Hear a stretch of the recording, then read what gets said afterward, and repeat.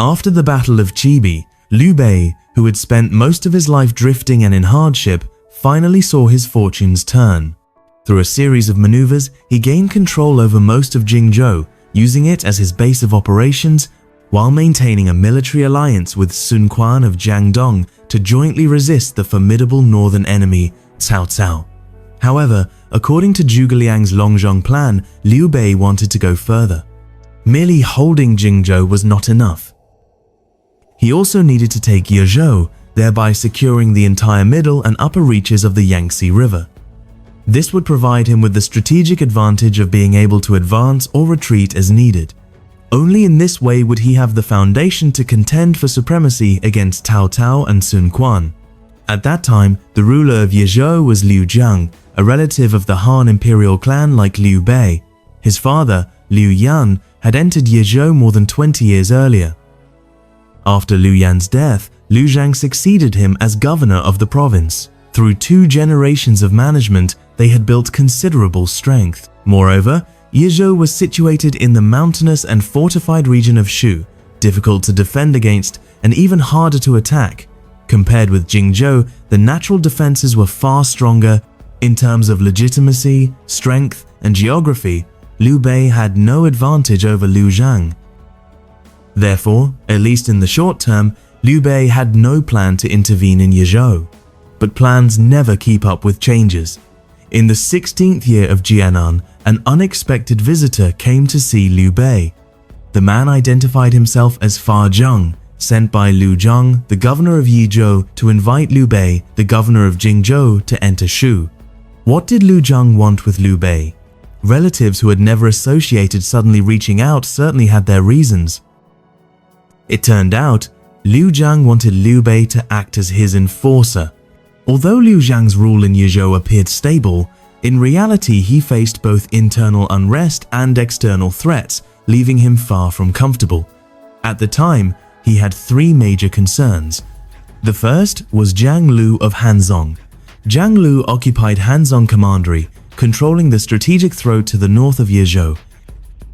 In his early years, he respected Liu Zhang's father, Liu Yan, and served as his forward agent, while Liu Yan maneuvered with the court and the warlords of Guangzhong. After Liu Yan's death, Zhang Lu regarded Liu Zhang as weak and incompetent, and no longer obeyed him, instead declaring independence. Enraged, Liu Zhang killed Zhang Lu's mother and younger brother who had remained in Shu. From then on, the 2 sides were enemies. Zhang Lu incited the indigenous tribes of Yizhou to rebel against Liu Zhang, and Liu Zhang dispatched troops to attack Hanzhong. The 2 sides clashed repeatedly without resolution. For Liu Zhang, Yizhou was his home, but Hanzhong was the gateway.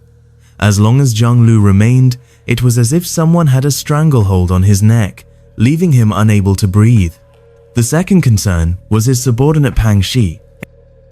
Liu Zhang had once ordered Pang Xi to attack Zhang Lu, but Pang Xi suffered repeated defeats. Amidst frequent local uprisings, Liu Zhang reassigned Pang Xi as administrator of Ba Commandery, stationed in Longzhong, where he was to both maintain stability and guard against Zhang Lu. To strengthen defenses in Ba, Pang Xi privately raised troops, which aroused Liu Zhang's suspicion. Their relationship soured, and Liu Zhang could not fully control Pang Xi. It was like having a thorn stuck in his side. The third concern was Chancellor Cao Cao. After retreating north, Cao Cao turned his attention toward the restless warlords of Guangzhong.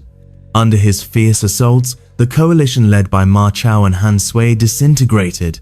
Cao Cao extended his influence into Guangzhong and then sent Zhong Yao, the colonel director of retainers, along with General Xiahou Yuan to continue the campaign against Hanzhong. One must always prepare for the future. Whether or not Cao Cao succeeded in conquering Hanzhong, Liu Zhang had to be ready in advance. Since raising his own troops, Liu Bei had never possessed a permanent base. He led his army wandering everywhere, one day helping Yuan Shao fight Cao Cao, the next assisting Cao Cao against Lu Bu, and later supporting Lu Biao against Cao Cao. In the eyes of all the powers, his force was a formidable mercenary army. The victory at Chibi further established Liu Bei's reputation as a commander whose army could truly fight. Liu Zhang knew himself well enough. He realized he could not subdue Zhang Lu. Pang Xi was certainly no match for Cao Cao, and his options were limited. Looking around, he placed his hopes on Liu Bei. He hoped this powerful relative, who had even defeated Cao Cao, could lend him support, suppressing restless figures like Pang Xi at home, striking Zhang Lu abroad, and resisting Cao Cao. Thus, he sent Fa Zheng as his envoy to invite Liu Bei to enter Shu. What was Liu Bei thinking? Although he had unified Jingzhou, it had been less than a year, and his rule was far from secure. Moreover, Cao Cao's looming threat from the north cast a constant shadow, and the pressure of defense remained immense. In addition to this, Liu Bei set out from Gong'an County in Jingzhou and arrived at Fuxian in the eastern part of Yizhou. The journey alone already exceeded 1,000 li, and along the way were mostly towering mountains and the gorges of Luxia, 6 gorges, which made it extremely difficult to travel. Not to mention, afterward he still had to turn and march another 1,000 li, crossing through one province to reach Hanzhong. To sacrifice his own base in exchange for a distant expedition, giving up his houses in Jingzhou, was by no means a wise choice. However, Liu Bei, after deep and careful thought, still agreed to Liu Zhang's request, because he was convinced this was an excellent opportunity to seize Yizhou. When Liu Bei was young, he spoke little, rarely showed joy or anger on his face, and concealed his true intentions with great depth. After over 20 years of enduring storms and hardships, he had already matured into a seasoned statesman. In the eyes of a statesman, only profit mattered. Liu Bei's will would not be swayed by vague and illusory kinship ties. His vision was far-reaching. In the past, being someone else's hired fighter was out of necessity. Now, with Jingzhou as his foundation, his ambition had long surpassed anything Liu Zhang could imagine. Liu Zhang wished to use Liu Bei for self-preservation, while Liu Bei in turn planned to use Liu Zhang's petty schemes against him to swallow him whole. For 3 years, Liu Bei's army had fought battle after battle, winning continuously, and was now at the peak of its strength. The morale of the troops could be fully harnessed. Yet in the north, Cao Cao's defenses were strict and unyielding. In the east was the ally Sun Quan, and in the south lay the poisonous mists and hostile tribes of the 5 streams. For expansion, there was no other option but to march westward into Yizhou. If Liu Zhang gave no opportunity, Liu Bei would still have to deliberate carefully. But now that Liu Zhang himself had come knocking, how could there be any reason to refuse? The situation of the times changed rapidly, and a great chance could vanish in an instant. Liu Bei was already 50 years old, yet he still dreamed of contending for the Central Plains and even aspiring to the throne. Time was his most precious asset. More importantly, just last year, the great general of Eastern Wu, Zhou Yu, had already proposed to Sun Quan a plan to campaign against Yizhou. If Zhou Yu had not suddenly died of illness, Sun Quan might already have dispatched troops to attack Liu Zhang first. Without question, Liu Bei would inevitably have to seize Yizhou. But as Liu Bei had previously worried, even if Liu Zhang opened the doors wide and allowed him to march into Yizhou, there still remained many difficulties. Only by solving these could he eliminate his worries and go all out. First was the pressure from his holdings in Jingzhou. Liu Bei had a total force of about 30,000 in Jingzhou. For the march to Yizhou, he took 8,000 men with him, leaving 20,000 behind. They had to guard against the fierce enemy Cao Cao glaring from the north, while also being wary of the unpredictable intentions of his ally Sun Quan. It was by no means entirely secure. In fact, Liu Zhang's envoy, Fa Zheng, was not alone when he came to Jingzhou. He also brought 4,000 troops from Liu Zhang to help Liu Bei defend Jingzhou. But these 4,000 men were not elite forces, and their combat effectiveness was probably not worth much. After careful thought, Liu Bei decided to pull Sun Quan into the scheme, to bind Sun Quan to his own war chariot of conquering Yizhou.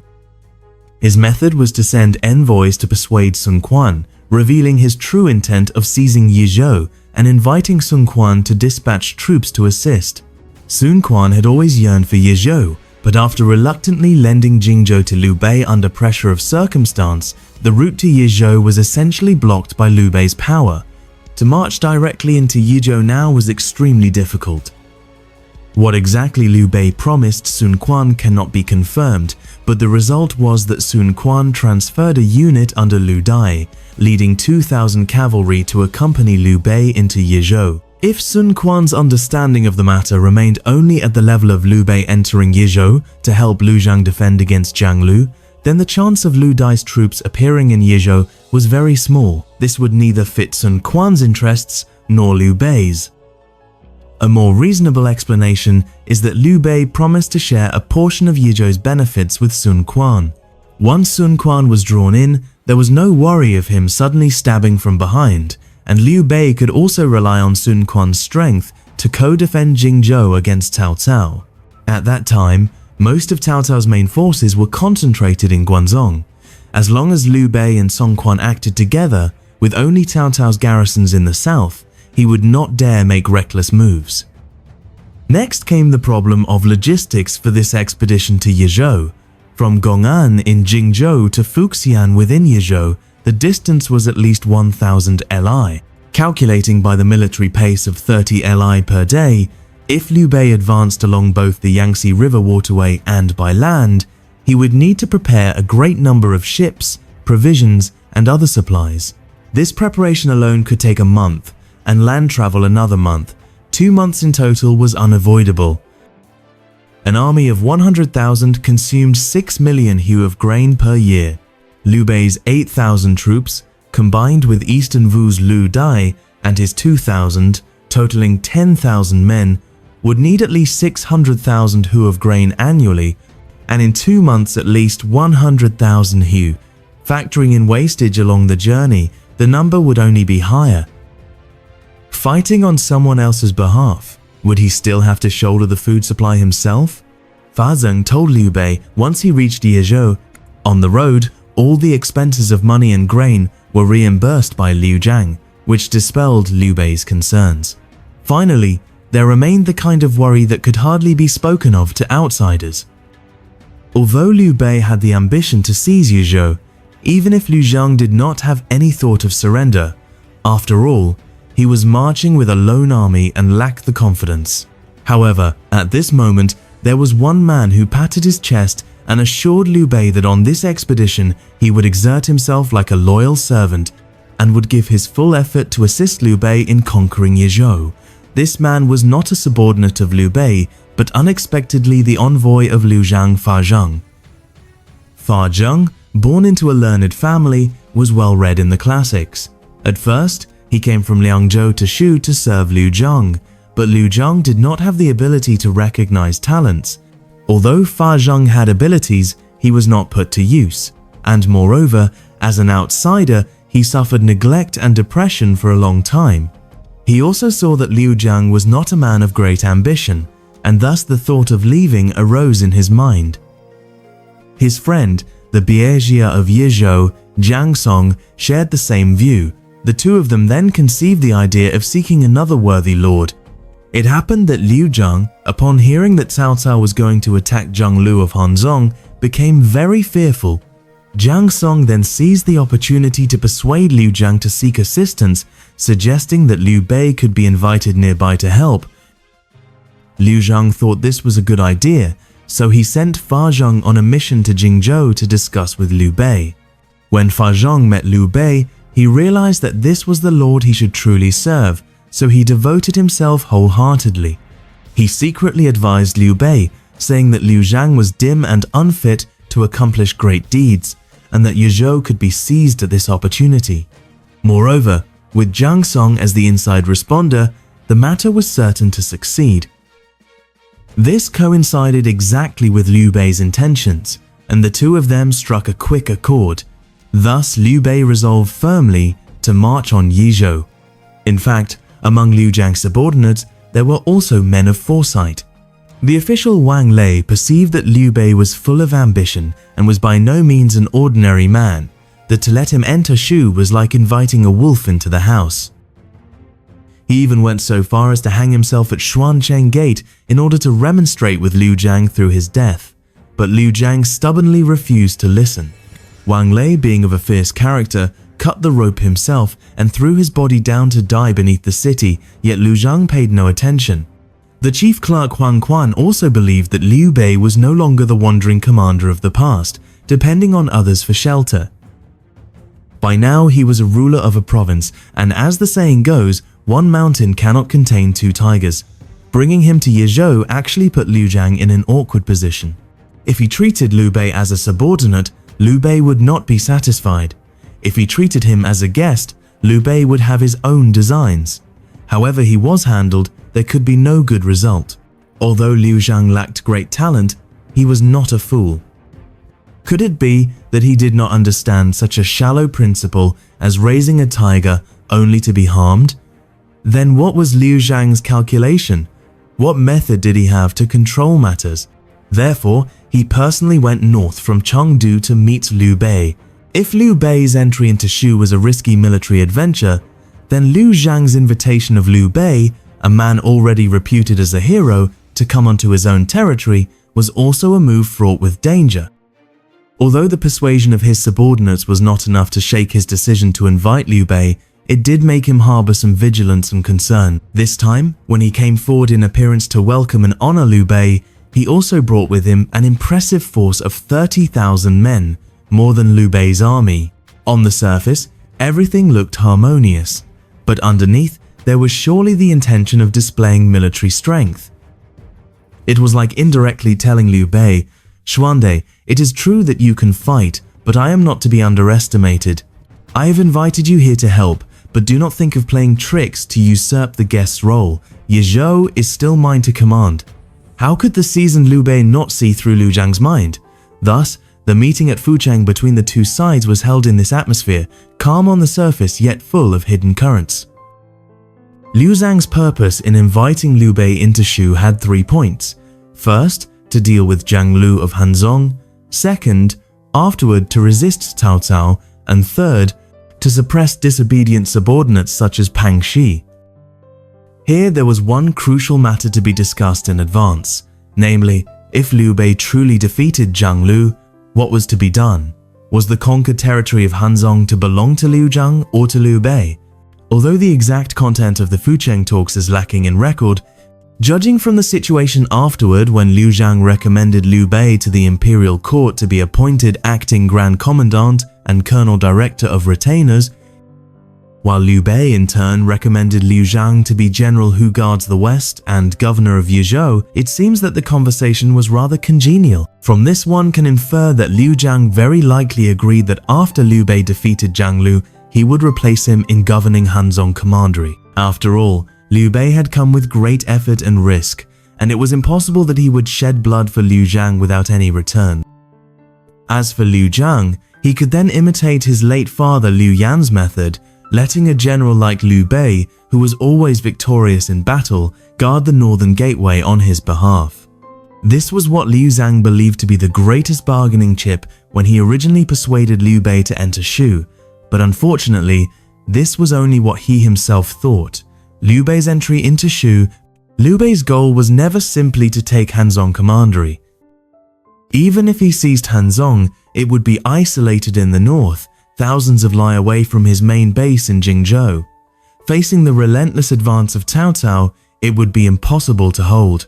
Liu Zhang might not have understood this, but Liu Bei, who had fought for so many years and crossed swords with Cao Cao countless times, could not possibly have been so short-sighted. Moreover, if Liu Bei's true aim had only been to help Liu Zhang fight Zhang Lu, Sun Quan would never have agreed to send Liu Dai with 2,000 men to follow Liu Bei's command. As a shrewd opportunist, to secure Sun Quan's support, Liu Bei needed to promise far greater benefits. Those greater benefits naturally pointed to the whole of Yizhou, which was also Liu Bei's real target. Of course, as a seasoned politician, Liu Bei likely cast a spell of persuasion on Liu Zhang. In their meeting, he disguised himself as a short-sighted opportunist who sought only immediate gains. When he heard Liu Zhang promise to yield Hanzhong Commandery, he pretended to rejoice, clapping his hands in delight. Liu Zhang, seeing this, felt pleased and satisfied. But this was only the first step in Liu Bei's plan. He still had more moves to make. Before entering Shu, Liu Bei had already agreed with Fa Zhang that once he was inside, all logistics would be handled by Liu Zhang, while Liu Bei would concern himself only with military campaigns. Liu Bei's army numbered 10,000 men, which was no small force. Even if they stood idle, their monthly consumption of supplies was immense. Once a campaign began, Yizhou would need to mobilize at least 50,000 civilians each month to transport grain to the front lines.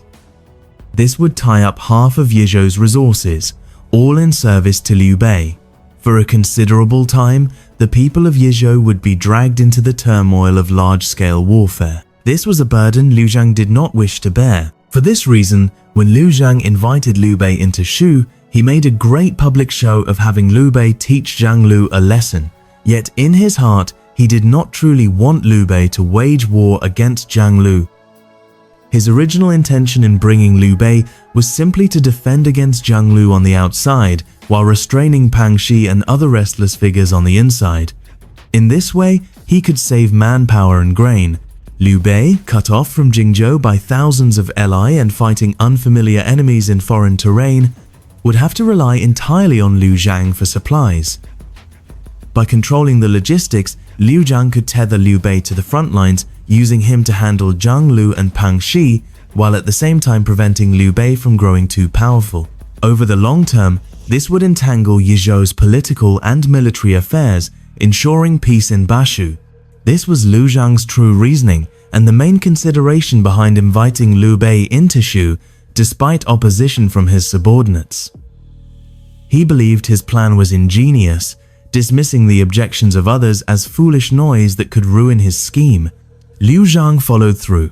He readily allocated 200,000 hu of grain to Liu Bei, but nothing more. Though 200,000 Jingzhou sounded like a vast amount, for an army of 10,000 it was but a drop in the bucket. Mobilizing troops in Jingzhou and marching them into Shu had already consumed 2 months. In other words, Liu Zhang had only covered Liu Bei's travel expenses. Beyond that, there was nothing. Once Liu Bei's army reached Jemeng Pass on the front lines, their supplies had to be gathered locally, barely sufficient to sustain minimal defensive operations. And even then, logistics alone were not enough. To prevent Liu Bei from growing resentful, Liu Zhang also placed the Baishui garrison, which was stationed at the front, under Liu Bei's command. Ostensibly, this was to increase Liu Bei's strength against Zhang Lu, but in reality it was meant to keep watch over him. With supervision and control firmly in place, Liu Zhang returned to Chengdu at ease. Only then did Liu Bei realize that crows are the same everywhere. All rulers played their games alike. He had underestimated his kinsman. In fact, during their meeting, Liu Bei's strategist Pang Tong had already sensed Liu Zhang's true intentions. He warned that things were not so simple and advised Liu Bei to act decisively at the banquet, kill Liu Zhang and seize Yizhou outright. Liu Bei did not dismiss Pang Tong's counsel, but his own considerations were broader. Since ancient times, it has been said that he who wins the people's hearts wins the world. He certainly could have carried out an assassination and resolved everything at once. Yet he was new to Yizhou and lacked sufficient prestige. If he murdered Liu Zhang directly, it would appear overly hasty, a ruthless and unjust act. Such behavior would provoke strong resistance from the soldiers and people of Yizhou, plunging the province into chaos and undermining future rule. Therefore, Liu Bei chose patience, quietly observing and waiting for the best moment to strike. Liu Bei's army, lacking sufficient logistical support, naturally could not shoulder the task of campaigning against Zhang Lu and Han Zhong. Still, he did not remain idle. At Jiameng Pass, he used various methods to establish his benevolence, win over the hearts of the people, and lay the groundwork in advance for his future plans.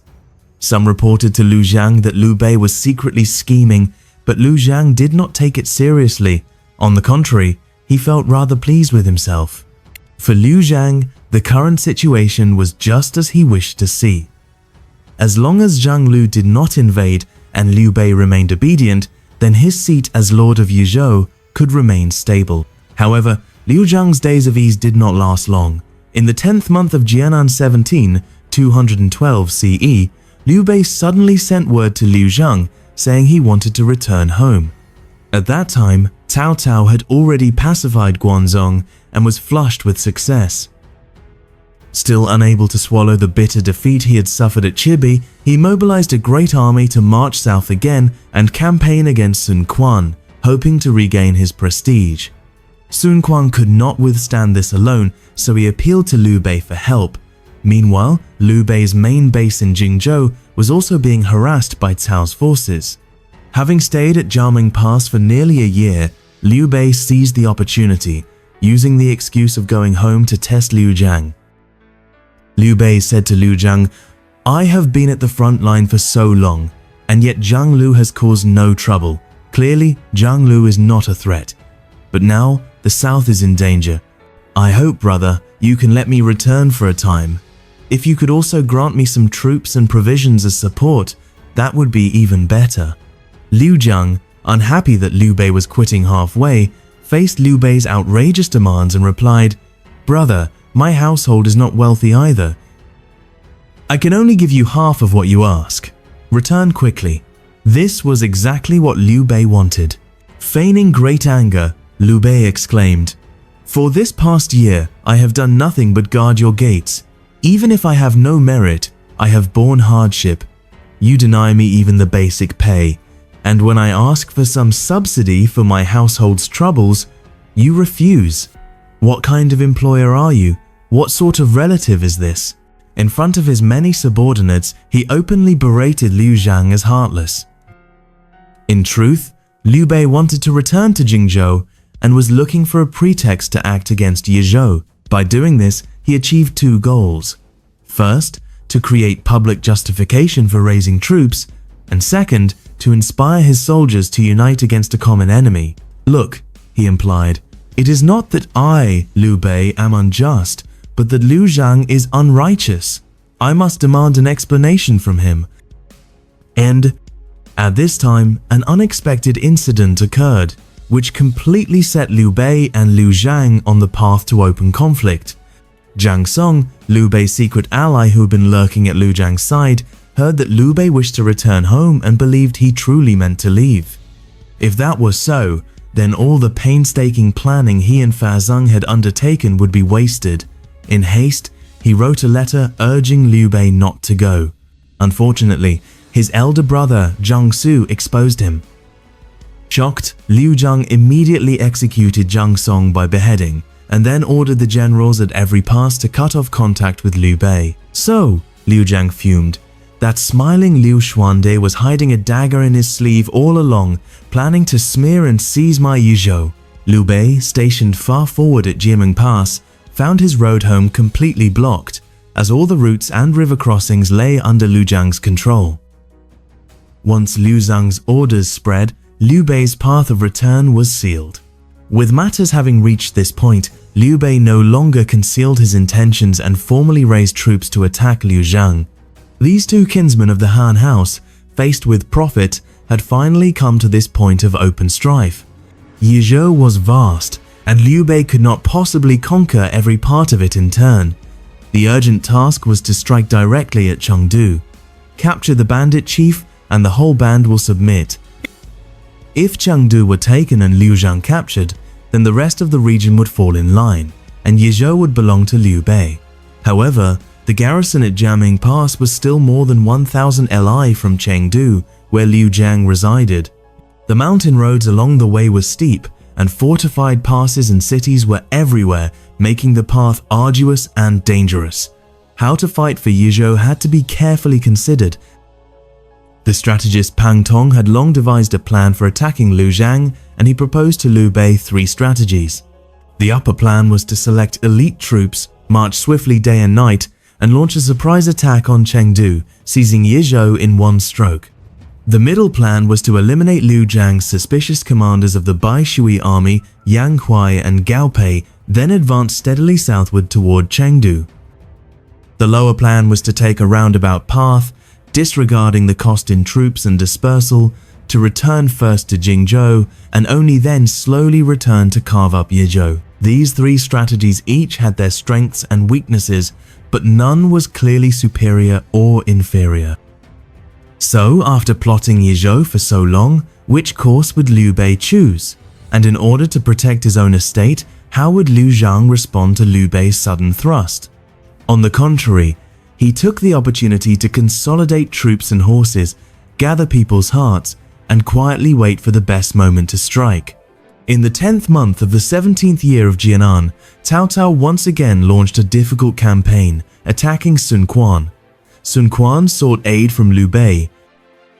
Liu Bei felt the time had come and proposed to Liu Zhang his request to withdraw from the front lines and return to Jingzhou, hoping that Liu Zhang would provide him with soldiers and supplies. Liu Zhang was displeased in his heart and was unwilling to give.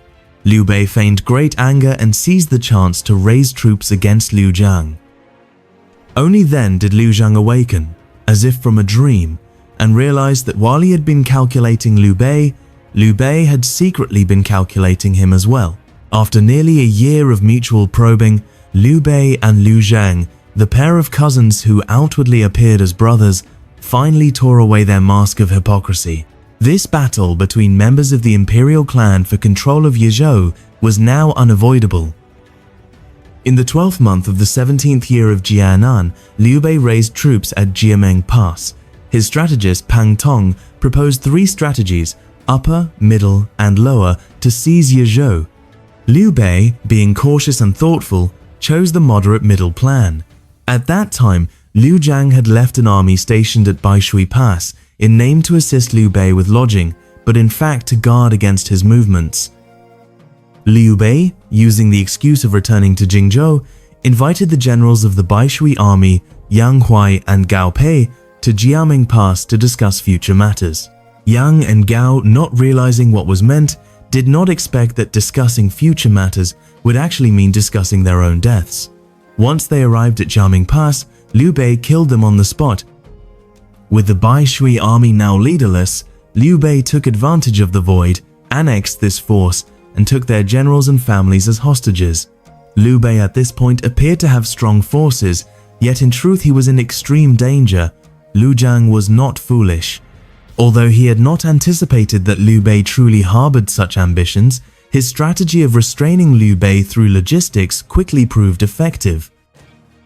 After the break with Liu Zhang, Liu Bei's army, already short of supplies, instantly fell into a logistical crisis and could only scrape by on what grain could be gathered from places like Baxi and Zitong.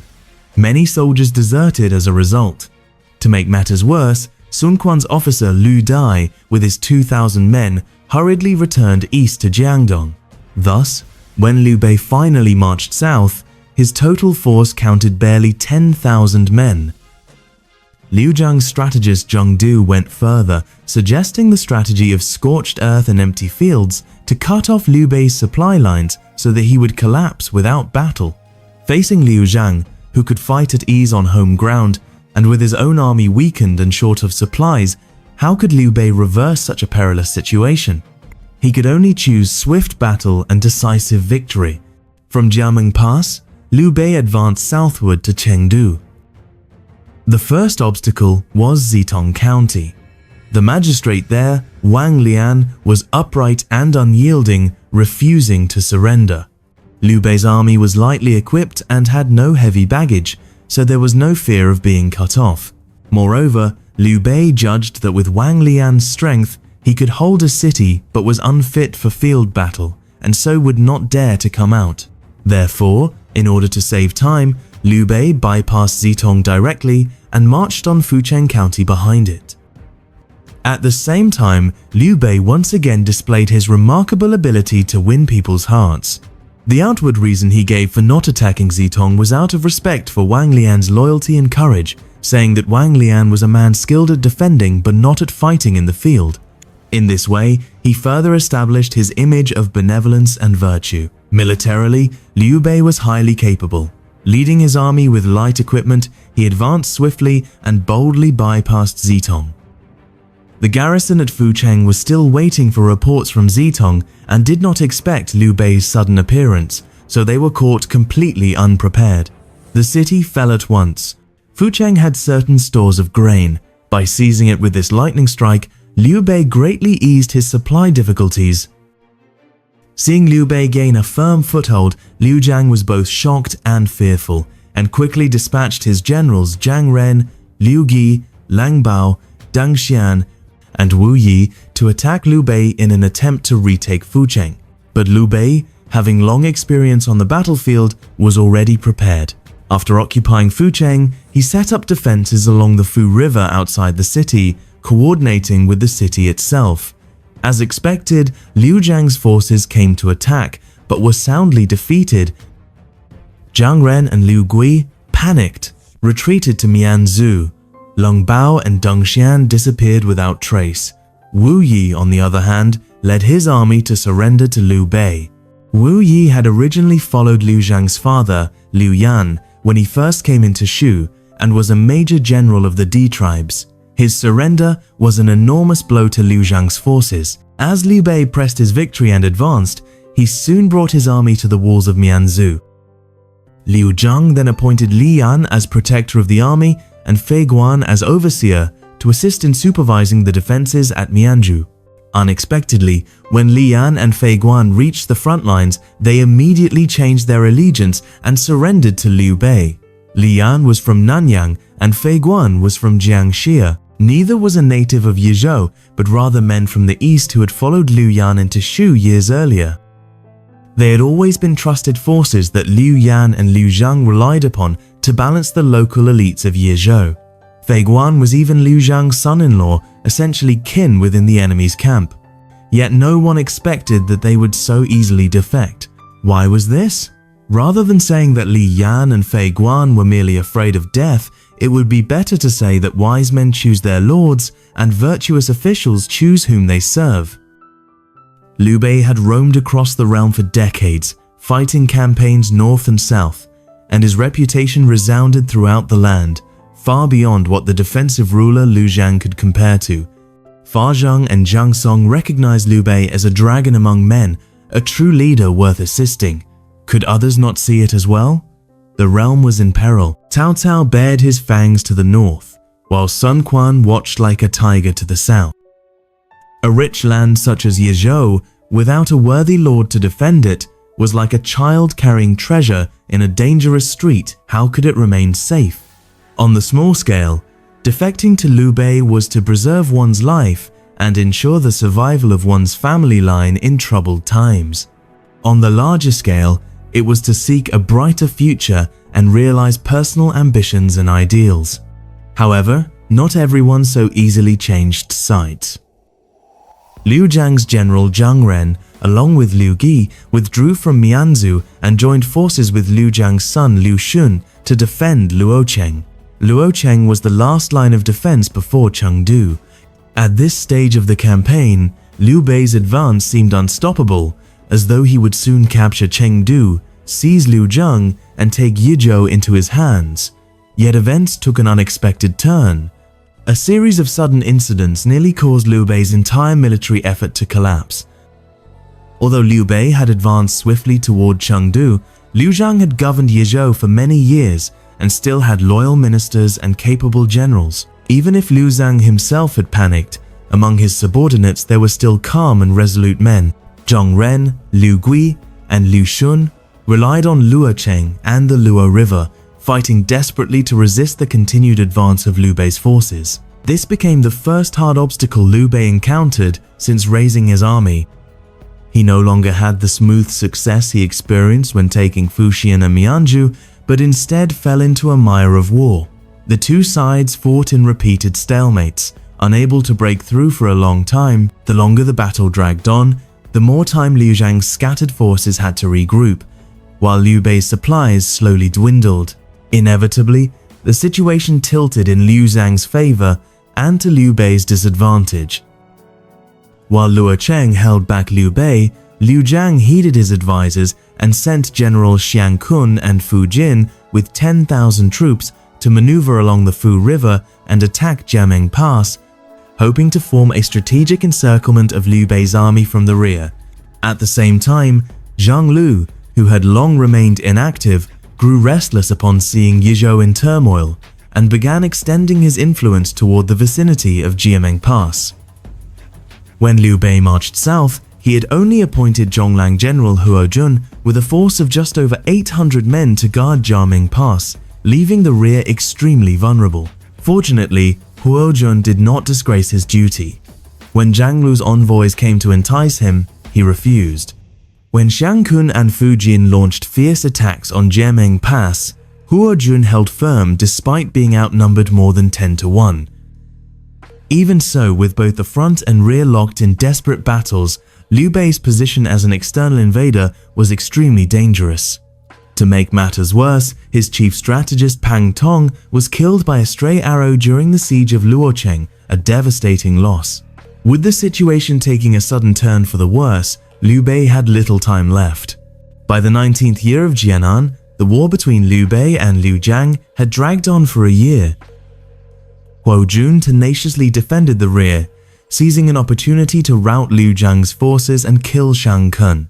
Almost at the same time, Liu Bei dispatched his generals to capture several other county seats, yet the prolonged siege of Luocheng remained locked in stalemate. Without breaking Luocheng, the war could not be decided.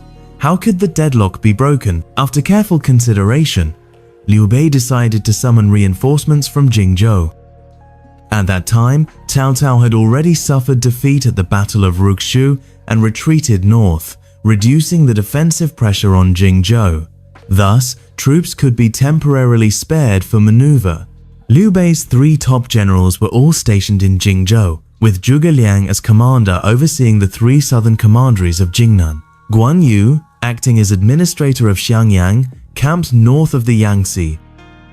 Zhang Fei, serving as administrator of Nanjun, upon receiving Liu Bei's summons, together with Zhuge Liang, did not hesitate. Zhuge Liang, Zhang Fei, Zhao Yun, and others quickly led their troops forward, while Guan Yu remained to guard Jingzhou.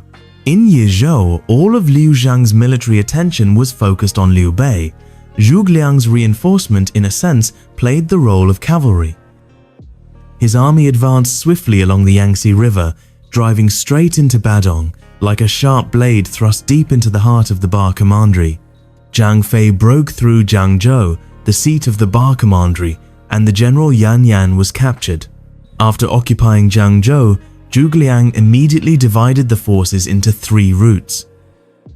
The first route, under Zhuge Liang, departed from Dianjiang, advanced along the Fu River, and attacked Diang, the present Liu Beihan Commandery, pushing straight toward Chengdu. The second route, under Zhang Fei, also set out from Dianjiang, but advanced north along the Jialing River to attack Baxi Commandery. The third route, under Zhao Yun, departed from Jiangzhou and advanced along the Min River to attack Jiangyang and Jianwei commanderies. The strategic meaning of this arrangement was very clear. Zhang Fei and Zhao Yun were tasked with cutting off Liu Zhang's reinforcements that might come from the north and south of Chengdu, while also relieving Liu Bei's forces from being attacked on multiple fronts. Zhuge Liang, meanwhile, aimed directly at the Yellow Dragon, advancing with Liu Bei to seize Chengdu. However, when Zhang Fei's troops had only just reached Baxi Commandery, and before battle began, the governor of Baxi, Pang Shi, surrendered. One of Liu Zhang's initial reasons for inviting Liu Bei to Yizhou had been to suppress Pang Shi. Suspected by Liu Zhang for a long time, Pang Shi had long been discontented. At that moment, seeing the situation turn against him, he immediately defected without hesitation. This was nothing but Liu Zhang reaping the bitter fruit of his own mistrust. Zhang Fei's assignment was thus completed without him having to fight. He then changed course from Dianjiang, followed the Fu River, and joined with Zhuge Liang. Together, they attacked Deyang, the southeastern gateway to Chengdu. Liu Zhang dispatched his adjutant Sima Zhangyi to aid Deyang, but he was defeated by Zhuge Liang and Zhang Fei and retreated helplessly back to Chengdu. After occupying Deyang, Zhuge Liang continued to march towards Chengdu. Meanwhile, Zhao Yun swept through Jiangyang and Jianwei commanderies, advancing rapidly with great momentum. Just as Liu Zhang was in a state of panic and fear, he suddenly received a letter written by Fa Zheng. Fa Zheng, one of the main instigators of Liu Bei's entry into Yizhou, seeing the overall situation turning in Liu Bei's favor, seized the moment to write to Liu Zhang. He first reproached Liu Zhang from a moral standpoint, then analyzed the situation in terms of advantage and disadvantage. He pointed out that as Liu Bei's strength grew stronger, relying on the single gate of Luocheng would never be enough to resist the overwhelming tide. Finally, he issued a threat, claiming that Liu Bei's reinforcements were continuously arriving from Jingzhou, and Sun Quan's troops were also behind him. With the gates of Bashu wide open, it would be best for Liu Zhang to surrender early. Although Fa Zheng's words contained some exaggeration, they generally pointed out the true direction of the situation. Liu Zhang, frightened and confused, felt there was truth in Fa Zheng's reasoning, yet he was unwilling to surrender easily. After much deliberation, he decided to urge the garrison of Luocheng to take the offensive against Liu Bei.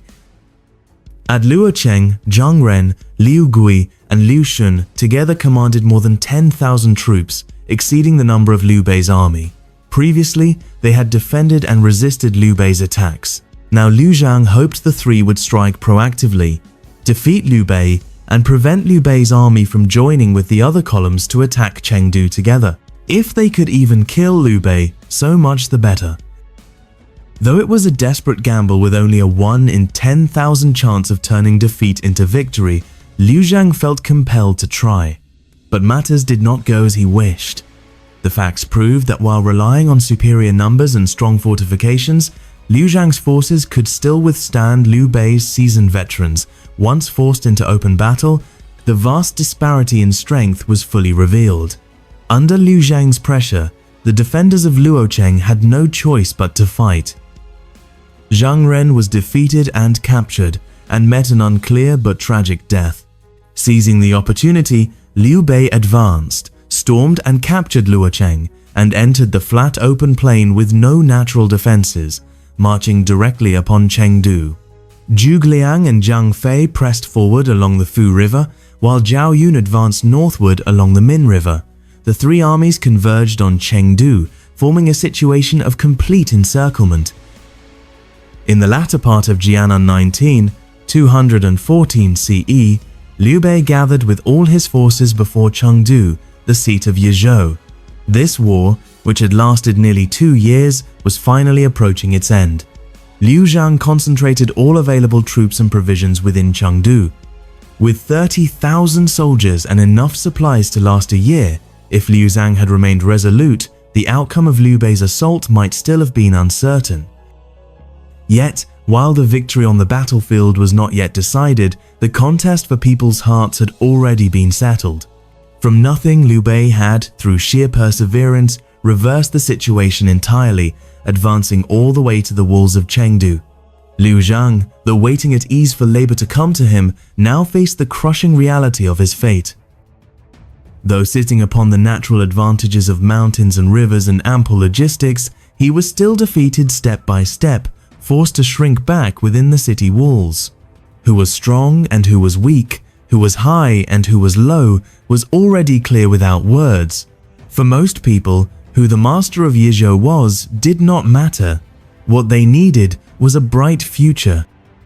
And who could give them that bright future? It was obvious that it was not the dim and incompetent Liu Zhang, but the spirited and ambitious Liu Bei. At the very moment when Liu Zhang hesitated, wavering between fighting and surrendering, the last straw that broke the camel's back appeared. Ma Chao, who had been defeated by Cao Cao in Guanzhong and was forced to seek refuge with Zhang Lu, realized that Zhang Lu was not a man who could achieve great deeds. Hearing that Liu Bei was sweeping through Yizhou with unstoppable momentum, he wrote to Liu Bei requesting submission and soon led troops to Chengdu. Ma Chao was a Han general of Xiliang, renowned throughout the realm. Now that even he came to serve Liu Bei, the psychological shock to Liu Zhang and to the people of Chengdu was immeasurable. Governor of Shu Commandery, Xu Jing, administrator of Shu Commandery, the governor of Shu Commandery, attempted to climb the city walls to surrender to Liu Bei, but was discovered and failed. Yet Liu Zhang did not punish governor of Shu Commandery Xu Jing, administrator of Shu Commandery, for he knew clearly in his heart that the people's loyalty was already gone. No matter how strong the walls, they could not support the will to resist once the hearts of men had scattered. 10 days later, Liu Zhang decided to surrender without battle. He declared that he and his father had ruled Yizhou for more than 20 years, yet had shown the people no true virtue or kindness and were unworthy of their position. Now, by opening the gates and yielding, he could prevent further war and suffering, and at least do something good for the people. On reflection, this was not mere humility. For over 20 years under the rule of Liu Yan and Liu Zhang, Yizhou had no achievements abroad, while internally rebellions never ceased. Liu Yan's indulgence of the great families of Shu triggered Ren Qi's rebellion of Jialong. After Liu Zhang succeeded, there was the rebellion of Shen Mi, Lu Fa, and Gan Ning. Zhang Lu's independence set off the Eight Commanderies War. The eastern tribes invaded and oppressed the native people of Yizhou, which Liu Zhang could not prevent, finally provoking the Great Rebellion of Zhao Wei. Such incidents were too many to count. That one without merit should not hold power is an unchanging truth from ancient times. Liu Bei then entered Chengdu and did not make things difficult for his distant kinsman. He allowed Liu Zhang to take his wealth, gave him the title of General who manifests awe, and moved him to reside in Nan Commandery of Jingzhou. Yet conquering the realm is hard, and ruling it is even harder. Though Liu Bei defeated Liu Zhang and at last seized Yizhou as he wished, he had not resolved the very problem Liu Zhang had worried about at the beginning. Why is this so? Because Cao Cao was coming. For the enemy that is hated and detested, even if it takes 10,000 calamities, he must be slain.